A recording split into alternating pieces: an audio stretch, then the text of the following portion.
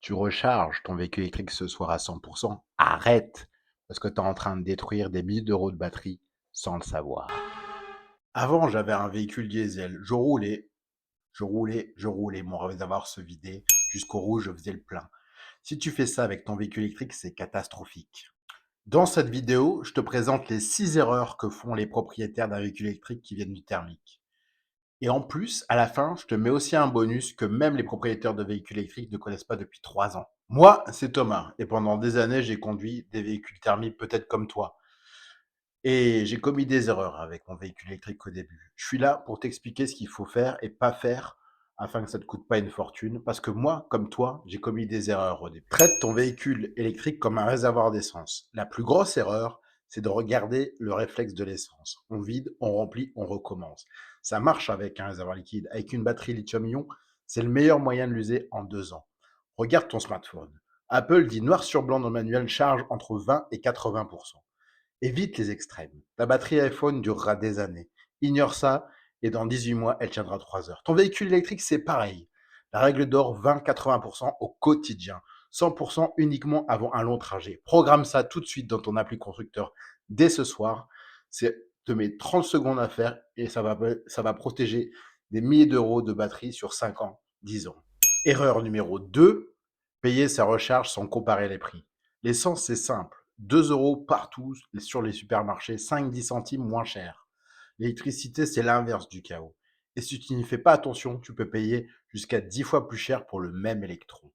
Chez moi, la recharge de nuit en heure creuse me coûte environ 15 centimes le kilowatt. Une borne rapide sur autoroute, jusqu'à 70 centimes le kilowatt. C'est la même énergie, mais 5 fois le prix. Le propriétaire avisé cartographie ses bornes locales avec ChargeMap avant d'en avoir besoin.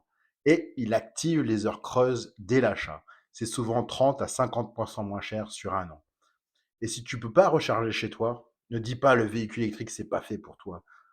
Demande à un proche, un collègue, un voisin, recharge ton véhicule électrique avec une prise normale. Ça coûte quelques euros pour 100 km et c'est moins cher que n'importe quelle option publique. Erreur numéro 3, abuser de la charge rapide. Les bornes rapides d'essai sur autoroute, c'est magique quand on a besoin. Mais au quotidien, c'est une erreur coûteuse. La recharge rapide chauffe fortement les cellules et accélère l'usure de la batterie. Exactement comme laisser ton téléphone chauffer toute la nuit sur un chargeur rapide. Réserve la borne rapide aux longs trajets ponctuels. Au quotidien, tu utilises ta wallbox 7-11 kW chez toi ou charge lente. Ton électricien IRVE peut installer ça pour 500, 1000 euros, souvent partiellement remboursés par des aides comme le crédit d'impôt. Erreur numéro 4, conduire comme avec un thermique. Quand j'ai eu mon véhicule électrique, j'ai découvert ce couple instantané, c'est grisant. La tentation d'écraser l'accélérateur est réelle. Et c'est le meilleur moyen de diviser ton ami par deux. Mais le véhicule électrique a une âme secrète que le thermique n'a pas, le freinage régénératif. Chaque fois que tu lèves le pied ou freines doucement, le moteur se recharge. Il se recharge et se transforme en générateur de batterie. Il recharge la batterie. Tu récupères des kilomètres littéralement en décélérant. Anticipe, lève le pied tôt, avant les feux et ronds-points. Utilise le mode one pedal si tu l'as sur ta voiture. Sur autoroute, roule à 110 au lieu de 130. Ça te fait gagner 20 à 25% d'autonomie. Tu arrives presque aussi vite, mais avec bien plus de batterie. Erreur numéro 5, ignorer la température. Premier hiver avec mon véhicule électrique, je pars le matin, il fait moins 2 degrés et mon autonomie chute de 30%. J'avais pas prévu ça. J'ai failli pas rentrer d'un trajet que je faisais les yeux fermés en été. Le froid, ça réduit la capacité des batteries lithium de 20 à 40%. Et contrairement à ton ancienne voiture, il n'y a pas de chaleur moteur gratuite pour chauffer l'habitacle. C'est la batterie qui paye. La solution, le préchauffage. 10 minutes avant de partir depuis ton appli, tu allumes le chauffage pendant que la voiture est encore branchée. C'est le réseau qui chauffe, pas ta batterie. Tu pars au chaud avec 100% d'autonomie. En été, idem. Pré-climatise avant de monter dans ton véhicule.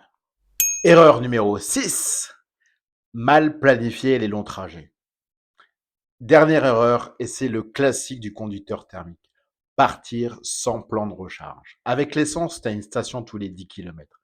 Avec le véhicule électrique, partir à l'aveugle sur l'autoroute, c'est le stress garanti. Borne HS, que de 40 minutes, temps mort. Utilise ABRP, A Better Road Planner. Avant chaque long trajet, tu entres ton départ, ton arrivée, ton modèle de véhicule électrique et l'appli te calcule exactement où t'arrêter, combien de temps et si les bornes sont disponibles, ça change tout. Et enfin, conseil bonus. Le conseil bonus que je t'avais promis dès le début et presque que personne ne fait, on appelle ça le splash and dash, le plouf et plongeon, comme en Formule 1. Et quand ils mettent juste assez de carburant pour finir la course. Si tu es en route et que ta voiture te dit qu'elle peut rentrer à la maison, ne charge pas sur une borne publique à 70 centimes du kilowatt, mais juste le strict minimum pour rentrer. Et une fois chez toi, tu recharges ton tarif of creuse à 15 centimes du kilowatt.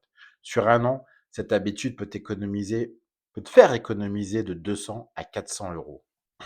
Voilà, 6 erreurs évitables, un conseil bonus et des centaines, voire des milliers d'euros économisés sur la durée de vie de ton véhicule électrique. Si tu as aimé cette vidéo, le pouce bleu, c'est gratuit et ça m'aide vraiment à faire grandir la chaîne. Abonne-toi et tu découvriras de bons conseils pour rouler en véhicule électrique pas cher. La semaine dernière, par exemple, je t'ai expliqué comment économiser jusqu'à 800 euros par an simplement avec un bon usage de ta recharge électrique. À bientôt.